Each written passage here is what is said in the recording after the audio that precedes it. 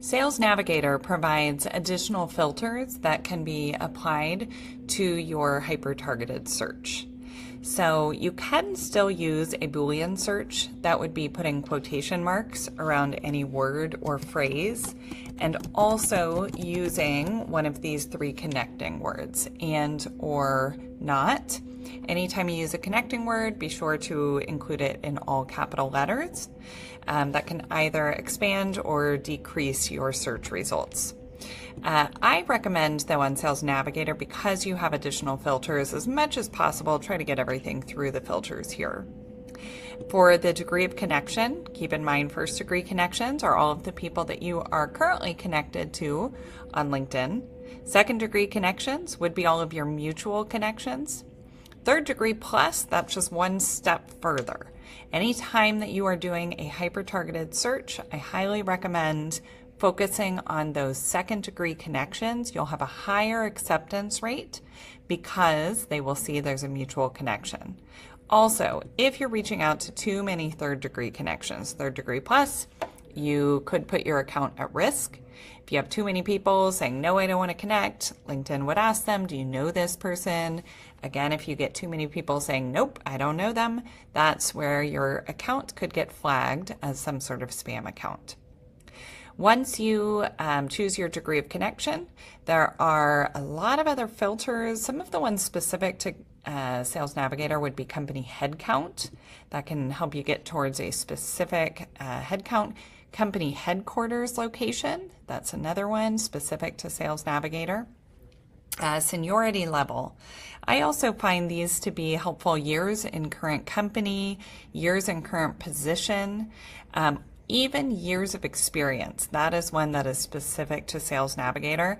That can certainly help you get towards a certain, years of experience. That can also help you target age in a sense, because that's kind of their total years of experience. So a lot of other filters to play around with in here. Something else that I find very helpful, industry is a popular one. With many of the filters in Sales Navigator, one neat thing is that you can either include or exclude that filter from your search. So if I were to exclude financial services, now I'm pulling in, perhaps I want to include a specific job title here, owner, let's say, and I could do multiple as well. So you're not limited to just one, one title here or whatever that might be. So you can have multiple in there. When you are doing a search, pay attention to the number of search results. Right now I have 943. That's a pretty good number. If I scroll all the way to the bottom, you can see that LinkedIn breaks all of these search results onto different pages. They only allow you to see the first 100 pages of any search. There are 25 profiles that appear on each page. So altogether, that is 2,500.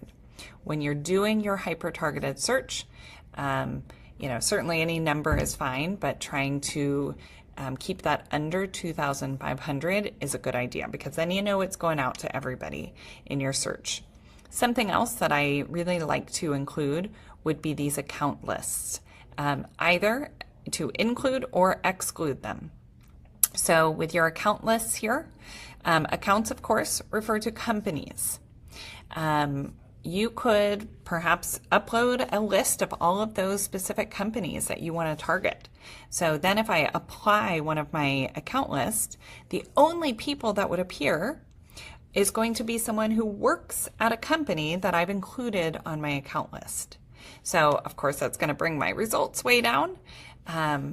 Alternatively, I could exclude an account list. If you have a group of companies and you want to make sure not to reach out to any of those, you could exclude that.